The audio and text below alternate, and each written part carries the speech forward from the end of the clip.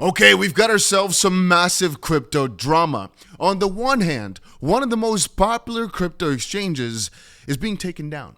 Either it being forcefully or through some accidents. We'll cover it because it's a pretty big deal and very, very interesting because it could be a situation where a lot of exchanges, crypto exchanges that is, are coming together to take down the new strong one. But on the opposite side, we've also got one of the biggest crypto influencers going to jail.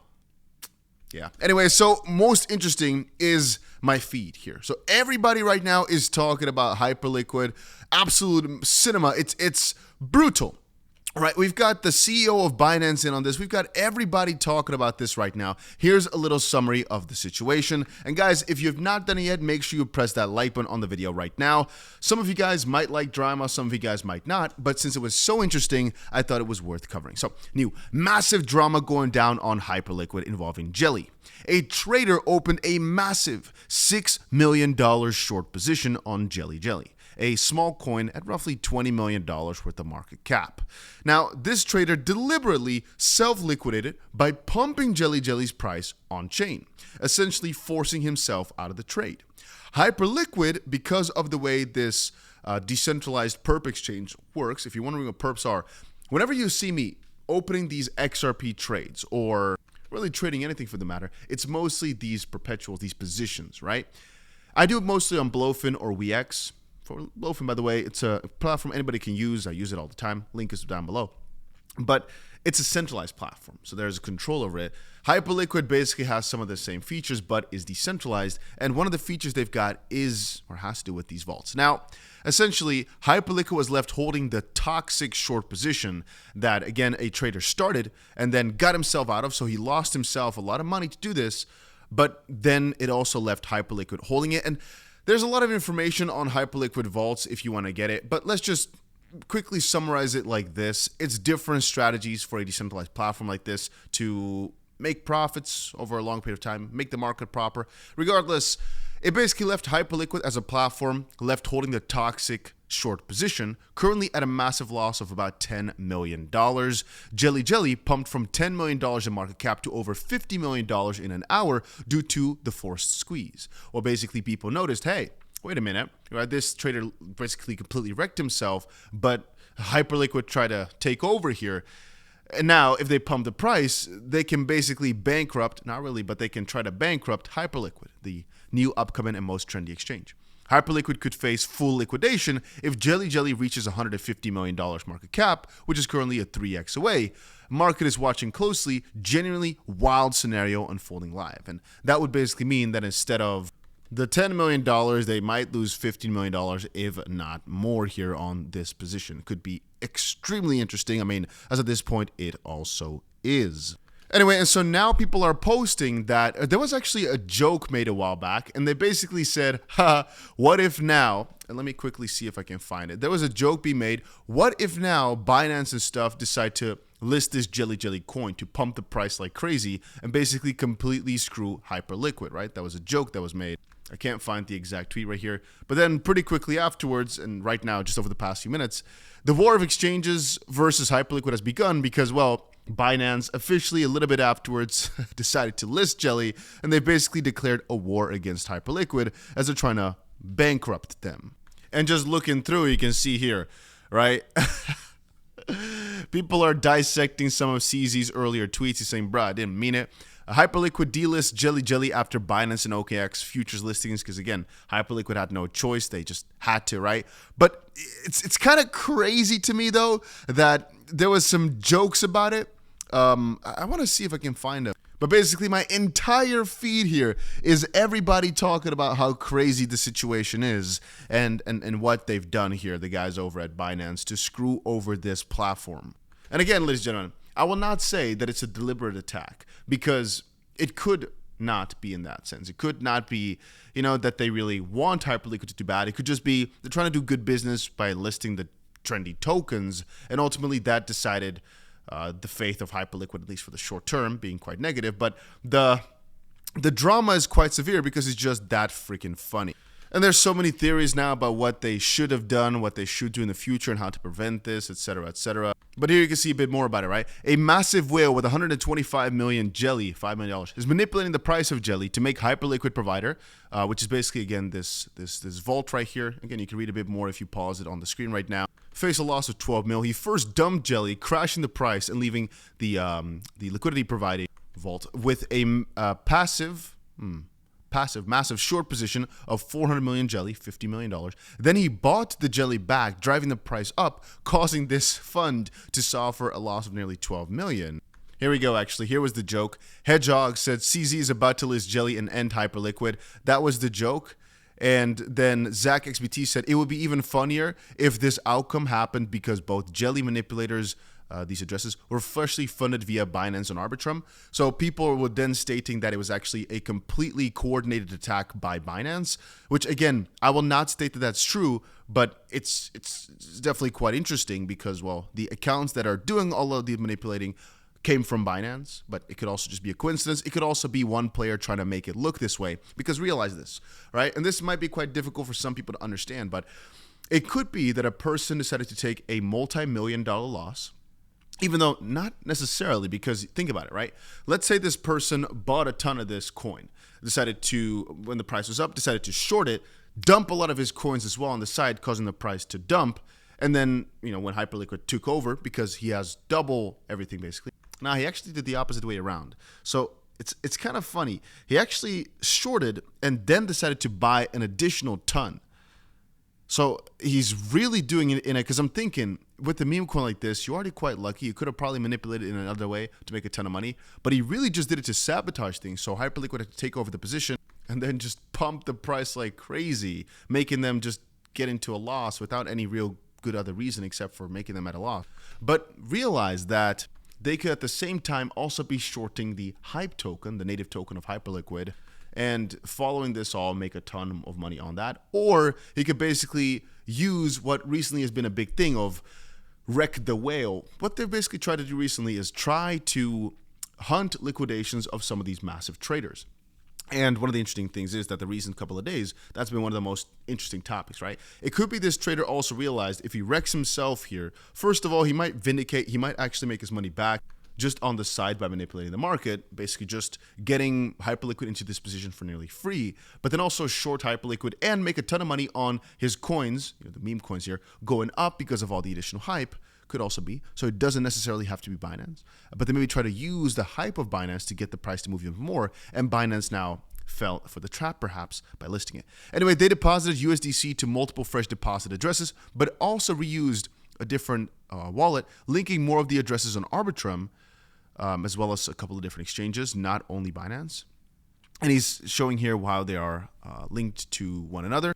But really, the more I start reading into it, the more crazy it really gets here. And this has been the most trendy thing of the past few hours. But it's funny how the community, the crypto community, comes together to this extent to really wreck platforms, huh? And it's just, man, what a crazy short squeeze with the price surge of 500%. Now, with coins like this, very often they're a bit of a pump and dump, meaning that this price is only able to keep itself so high because of all this fun talk going around and because of the initial excitement of new listings. But realistically, usually these things don't hold because nobody wants to hold this for the longer term, especially now that the trenches, you know, the meme coin are not as trendy as they once were. But I just found it interesting that it's my entire feed here. There's a couple different funny videos in the midst and different things, but for the most part, just everybody is talking about this. The Hyperliquid price did not do good based on this, and damn. It's really sometimes I realize we're not in a serious industry, guys. I see now that CZ has deleted this tweet, but if you're thinking that this all ends badly for Hyperliquid, think again, because the situation is so much more interesting than my brain can comprehend. So OX Doug here posted, so it looks like the Hyperliquid force closed the jelly market and overrode the Oracle price about 50 cents to settle at 0.0095. So basically what they did is they decided to not honor whatever the price went to and just state, you know what, Oracle, basically what the oracles do is they fetch price data from somewhere, right? So let's just say you run a platform, you call it, mat.com, whatever. You call it your mat platform. That's your new exchange, mat, right? Where are you going to get your prices from? How are you going to verify those prices are secure, especially in a decentralized manner when you don't have one centralized entity? So theoretically speaking, though, even if you're a decentralized platform, you can still override the prices through, theoretically speaking, crime. You know, if you just state, hey, something went wrong, we have to override it. To a certain extent, you shouldn't do that, but hey, you could. And basically what they've done is they made it so the price didn't actually go to 50 cents or whatever, but basically just only went to 0.0095. And so ultimately, and this is the most interesting part, even though they were at a maybe 13 or 12, about $12 million loss a bit earlier, right? Cannot see the picture perfectly, but yeah. They were basically at a $12 million loss earlier. They actually ended the day with about 700K in the plus.